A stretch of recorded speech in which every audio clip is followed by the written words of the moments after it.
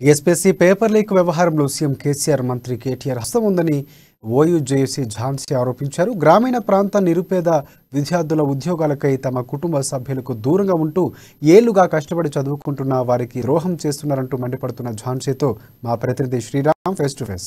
పిఎస్సీలో జరిగినటువంటి paper leak రోజు రోజుకి మలుపులు తిప్పుకోవాలి. అయితే ఈ రోజు బీజేపీ వ్యాప్తంగా పెద్ద స్థాయిలో హైదరాబాద్ ఇందిరా పార్క్ వద్ద మహాధరణ చేపట్టడం జరిగింది. అయితే దీనికి సంబంధించి కొంతమంది నాయకులు ఉన్నారు. మేడం చెప్పండి, ప్రధానంగా ఈ పేపర్ లీకేజ్ స్కామ్ ని ఎలా చూడొచ్చు? పేపర్ లీకేజ్ స్కామ్ అయ్యింది under the eyes of IT minister KTR గారు. మేము అది ఒక అపోజిషన్ పార్టీగా మేము అంటున్నాము. అది కాదు అని అంటే కేటీఆర్ గారు సిబిఐ ఎంక్వైరీ కానీ లేకపోతే సిట్టింగ్ జడ్జి ఎంక్వైరీ కానీ చేయించి తప్పు ఎవరు చేశారో ప్రజలకు చెప్పాలి. ఆ బాధ్యత కేటీఆర్ గారికి ఉంది.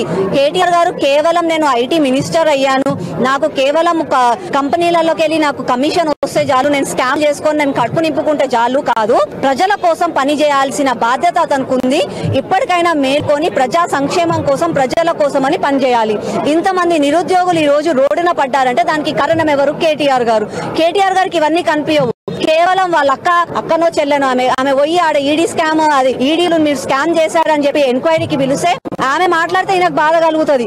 ఈయన మాత్రం ఏరోప్లేన్లలో ప్రైవేట్ పెట్టుకొని మరి అక్కడికి పోయి మాట్లాడతారు. కానీ ఇక్కడ ఇంతమంది వేలాది మంది నిరుద్యోగులు వస్తే కనీసము కవిత